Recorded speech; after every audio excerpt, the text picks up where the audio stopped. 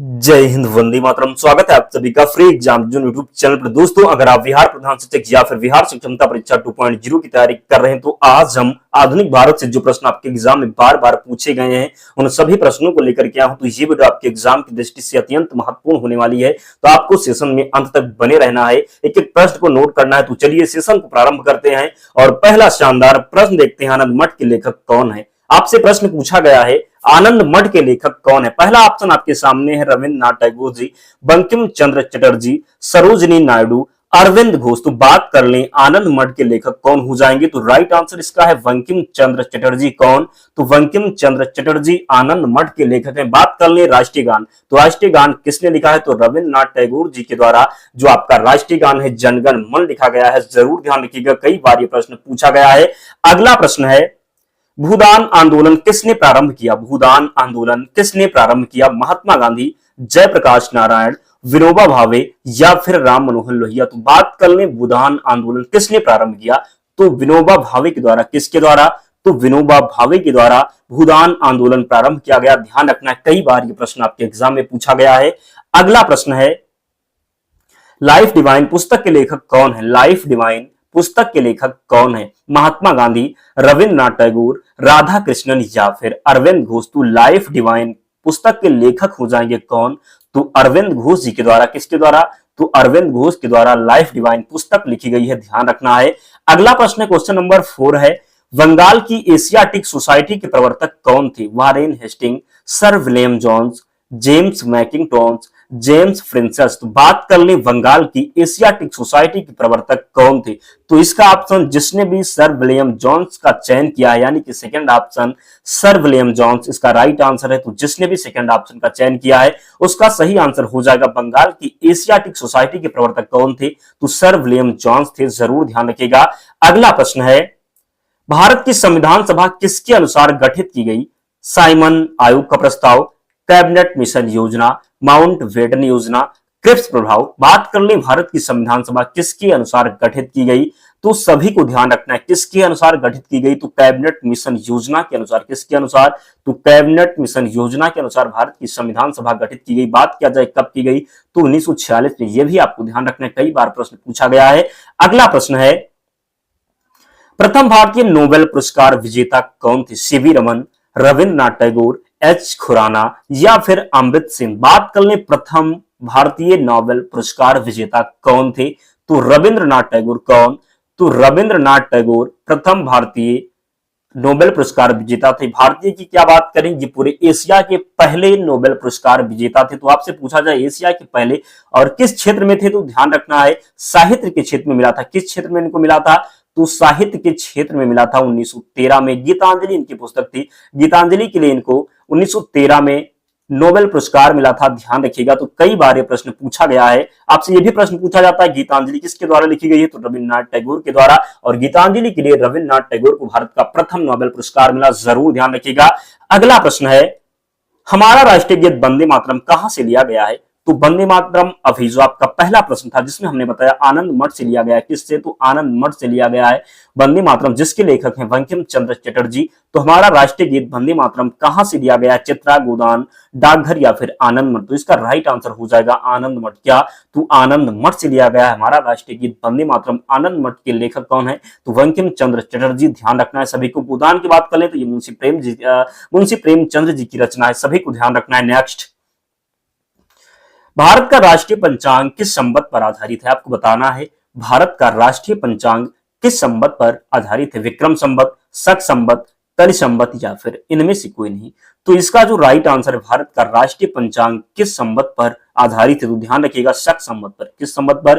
तो शक संवत पर। दोस्तों, अगर आप बहुत कम समय में अपनी तैयारी को कंप्लीट करना चाहते हैं तो चैनल को जरूर सब्सक्राइब कर लेना। और जिसने भी अब तक वीडियो को लाइक नहीं किया, प्लीज आपसे रिक्वेस्ट, आप लोग वीडियो को जरूर लाइक कर दें, क्योंकि हम आपके लिए इतनी मेहनत कर सकते हैं तो आपका भी कर्तव्य बनता है, आप लोग अंगूठा जरूर दबा सकते हैं। तो प्लीज आप लोग वीडियो को जरूर लाइक कर दें और कमेंट करके जरूर बताएं कि आपको प्रश्न कैसे लगे। अगर आप चाहते हैं कि डेली प्रैक्टिस सेट करवाया जाए तो जरूर कमेंट करके बताना। अगला प्रश्न है, निम्नलिखित में से कौन सी कृति रविन्द्रनाथ टैगोर की नहीं है? आपको बताना है। चार ऑप्शन आपके सामने है, कौन सी कृति है जो रविन्द्रनाथ टैगोर जी की नहीं है। चित्रा, कपाल Kundla, the could dancer, Chitragandha. तो यहां पर बात करें तो चित्रा भी यहां पर बात कर ले तो निम्नलिखित में से कौन सी कृति रविन्द्रनाथ टैगोर की नहीं है? तो चित्रा भी रविन्द्रनाथ टैगोर जी की कृति है। और कपाल कुंडला की बात कर लें, द कोर्ट डांसर चित्रगंधा, तो द कोर्ट डांसर चित्रगंधा, ये जो तीनों है ये रविन्द्रनाथ टैगोर जी की कृति है। जबकि कपाल कुंडला, जो कपाल कुंडला सेकंड ऑप्शन दिया है, ये किसका है? तो सभी को ध्यान रखना, ये है बंकिम चंद्र चटर्जी का। किसका? तो बंकिम चंद्र चटर्जी का है कपाल कुंडला, जरूर ध्यान रखिएगा। नेक्स्ट, भारत के राष्ट्रीय ध्वज का डिजाइन किसने तैयार किया था? भारत के राष्ट्रीय ध्वज का डिजाइन किसने तैयार किया था? एनी बेसेंट, सरोजनी नायडू, विजय लक्ष्मी पंडित, मैडम भिखाजी कामा। यहां पर आप फोर जो एक ऑप्शन और ऐड कर लें, इनमें से कोई नहीं। क्या करना है? तो इनमें से कोई नहीं, आपको बताना है कमेंट करके। तो बात कर लें, भारत के राष्ट्रीय ध्वज का डिजाइन किसने तैयार किया? तो भारत का राष्ट्रीय ध्वज का डिजाइन जो तैयार किया गया था, ये पिंगली वेंकैया के द्वारा। किसके द्वारा? पिंगली वेंकैया के द्वारा तैयार किया गया था। तो इसका जो राइट आंसर हो जाएगा, इनमें से कोई नहीं हो जाएगा।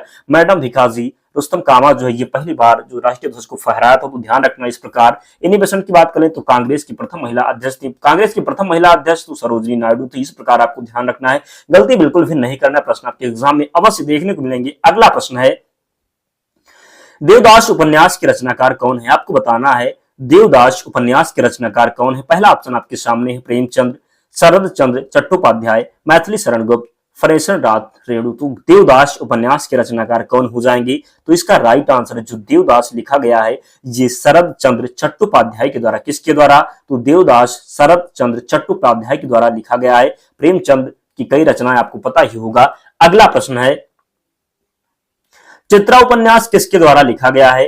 तो शरद चंद्र चटर्जी, रविन्द्रनाथ टैगोर, बंकिम चंद्र चटर्जी, ताराशंकर बंदोपाध्याय। तो चित्रा, चित्रा जो अभी आपका प्रश्न था, जो उसमें बताया गया है चित्रा उपन्यास किसके द्वारा लिखा गया है? तो रविन्द्रनाथ टैगोर के द्वारा। किसके द्वारा? तो चित्रा उपन्यास लिखा गया है रविन्द्रनाथ टैगोर के द्वारा। तो यहाँ पर ध्यान रखना है।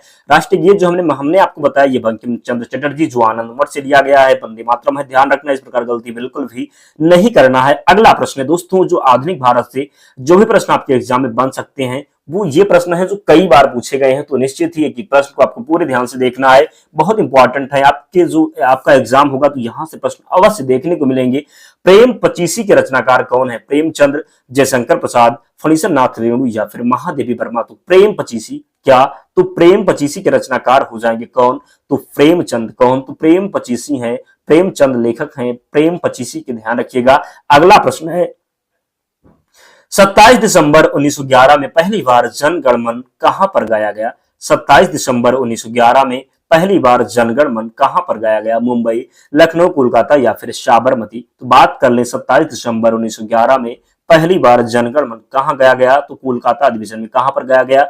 तो कोलकाता में गाया गया। ध्यान रखिएगा, 27 दिसंबर 1911 में पहली बार जनगण मन कोलकाता में गाया गया। आपको हमने बताया जनगण मन के रचयिता कौन है, किसने लिखा है? तो रविन्द्रनाथ टैगोर। आपको ध्यान रखना किसने लिखा है? तो रविन्द्रनाथ टैगोर, जरूर ध्यान रखिएगा। अगला प्रश्न है, भारत में पहला समाचार पत्र किसने शुरू किया था? दादा भाई नौरोजी, रविन्द्रनाथ टैगोर, सैयद अहमद खान, जेम्स हिक्की। तो भारत में पहला समाचार पत्र किसने शुरू किया था? दादा भाई नौरोजी, रविन्द्रनाथ टैगोर, सैयद अहमद खान या फिर जेम्स हिक्की। तो इसका राइट आंसर हो जाएगा जेम्स हिक्की। कौन? तो भारत में पहला समाचार पत्र किसने शुरू किया था? तो जेम्स हिक्की ने किया था। ध्यान रखिएगा।